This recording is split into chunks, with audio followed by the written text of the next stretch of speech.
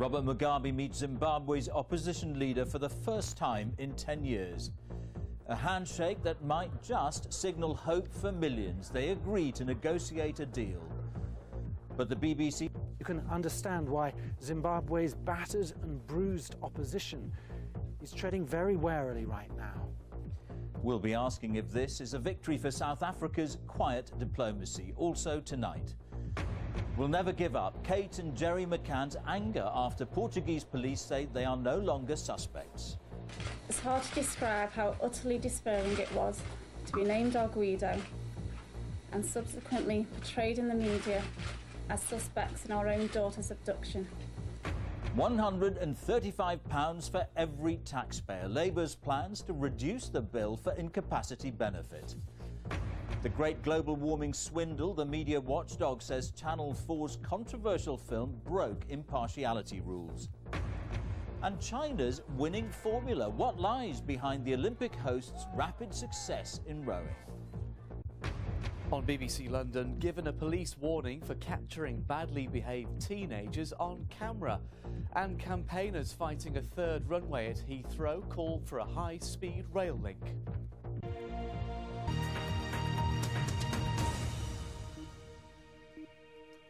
Good evening. It was unthinkable just a few weeks ago, but today the Zimbabwean President Robert Mugabe and opposition leader Morgan Tsvangirai shook hands and agreed to start talks about a political settlement. The two sides say they'll work towards an inclusive government. That's being seen in the region as a victory for South African President Thabo Mbeki's quiet diplomacy. There's supposed to be an immediate end to all political violence, but as Andrew Harding reports, there's still evidence of the terror and torture meted out to opponents of the ruling party. It was an extraordinary moment. Two bitter enemies abruptly shaking hands. There were smiles and even some laughter. Zimbabwe's rivals have now signed up for 2 weeks of talks and promised to end all violence. We must act, if we haven't done so before, now. As Zimbabweans, think as Zimbabweans and act as Zimbabweans. Do it ourselves, be masters of our own destiny. If this was a humiliation for Robert Mugabe, he tried to hide it. But he certainly didn't seem as enthusiastic as Morgan Tsvangirai. This is a collective effort,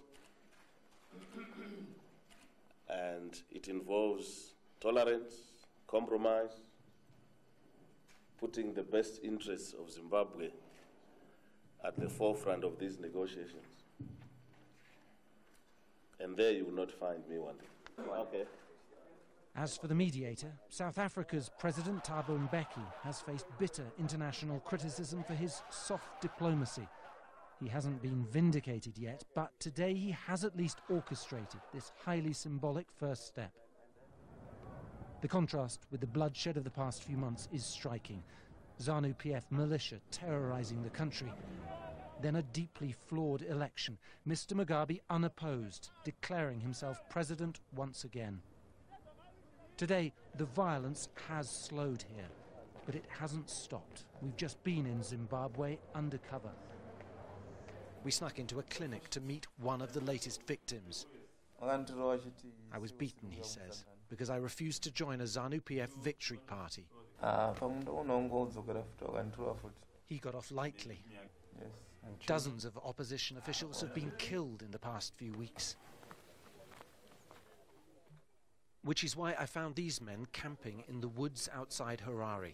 170 members of the MDC from all over the country. Talking in whispers, afraid they could be caught at any moment.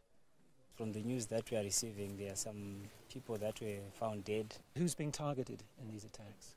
Mainly the councillors and the winning MPs and those who are in the party structures, who have got senior positions.